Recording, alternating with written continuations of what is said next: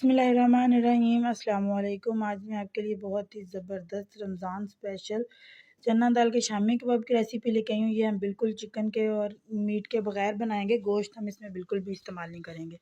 सबसे पहले मैंने जो दाल थी उसको मुकम्मल 100% बॉयल करके उसके बाद उसको अच्छी तरह से पेस्ट बना लिया और मैंने 2 से 3 आलू लिए थे, उनको भी बॉयल करके उनका भी पेस्ट बना लिया। फिर हमने इनको मिक्स कर दिया। मिक्स करने के बाद हम इसमें अपने स्पाइसेस ऐड करेंगे।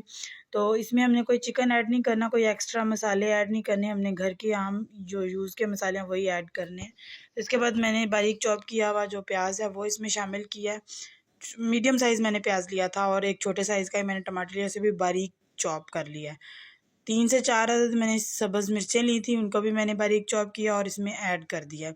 इसके बाद जो मैं मसाले ऐड करूँगी वो मैंने सुरख मिर्च ऐड की है 1 एंड हाफ़ टी स्पून, मतलब हाफ़ टेबल स्पून लगा लें आप, या आप अपनी क्वांटिटी के मुताबिक कम या ज़्यादा कर सकते हैं।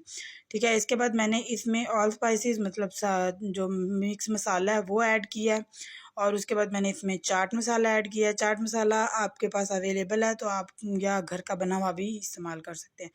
गरम मसाला मैंने 1 टीस्पून ऐड किया है इसमें।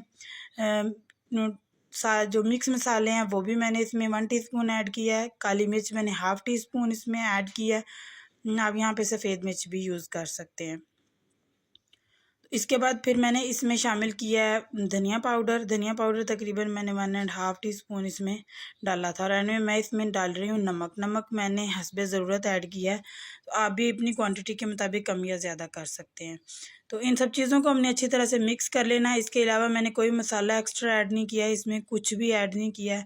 इनको अच्छी तरह से मिक्स करने के बाद हम इसकी अच्छी सी शेप दे लेंगे। आपके पास कटर या शेपर मौजूद नहीं है तो आप हाथों से इसको अच्छी सी शेप दे लें। तो मेरे पास कटर मौजूद था तो मैं उसी से इसको मतलब गोल शामी कबाब की शेप दे रही हूँ। वो बनाने के बाद हम इसके ऊपर अंडे से इसकी कोटिंग करेंगे और उसके ऊपर हम इस ब्रेड क्रम्स लगाएंगे। इसके अलावा एक और भी कोटिंग होती है जो बेसन की बना के लई, उसकी भी आप इसके ऊपर दे सकते हैं, मतलब कोटिंग कर सकते हैं। तो इसी तरह से हम इसको करेंगे और इन सब इसके सारे जो हमारे कबाब हैं वो हम बना के रेडी कर लेंगे। अंडा लगाने के बाद इसके ऊपर हम ब्रेड क्रम्स लगाएंगे और इसी तरह से आप इनको बना के इनको फ्रिज में रखें और थोड़ी देर ठंडा होने के बाद जब ये थोड़ा सख्त हो जाए तो इनको निकालें और जिप लॉक बैग में रख के इसको पूरा रमज़ान इजीली यूज़ कर सकते हैं। और ये बहुत ही सस्ती, बहुत ही चीप और बहुत ही मज़े की रेसिपी बनती है। एक बार चिकन के अलावा ये वाले शामी कबाब बना के ज़रूर देखिएगा। ये इतने मज़े के बनते हैं कि चिकन के शामी कबाब जो होते हैं उनको तो बहुत पीछे छोड़ देते हैं। तो इसी तरह से मैंने तमाम शामी कबाब जो थे उनको बना लिया था और उनको कोटिंग करके मैंने रख लिया था।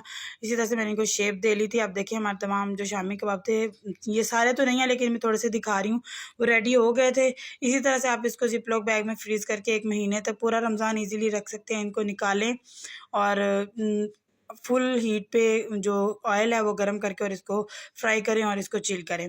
तो इसके बाद मैंने घी जो था वो गरम कर लिया था अच्छी तरह से। उसके बाद मैंने इसके अंदर कबाब डाले और इनको फ्राई करना स्टार्ट किया था।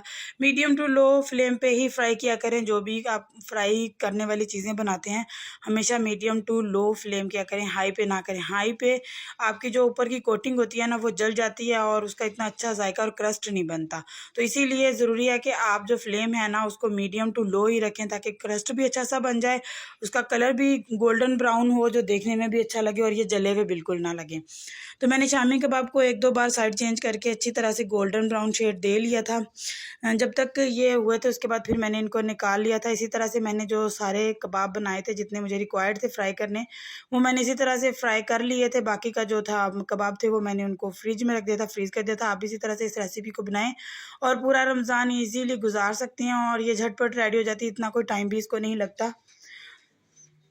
तो इसके बाद मैंने इन सबको बारी बारी सेट कर लिया था। उम्मीद है कि आपको मेरी सारी रेसिपीज़ पसंद आ रही हैं और अगर आपको मेरी कोई रेसिपी या किसी चीज़ की समझ नहीं आती तो आप मुझे कमेंट सेक्शन में ज़रूर फ़ीडबैक दिया करें। मैं कोशिश करती हूँ कि मैं अच्छी से अच्छी वीडियोज़ बनाऊँ और जिसकी आपको समझ आए।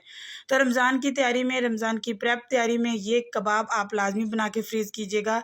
पूरा रमज़ान आपको बहुत हेल्पफुल रहेंगे और मज़े के लेंगे। ये देखिए इसके ऊपर क्रस्ट बहुत मज़े का आया था और इसका कलर देखें और इसकी लुक चेक करें कितनी मज़े की बनी थी। बहुत यमी कबाब बनते हैं ये। आप इनको इस रेसिपी को ट्राई ज़रूर कीजिएगा और फीडबैक में मुझे ज़रूर बताइएगा कि आपको ये मेरी रेसिपी कैसी लगी।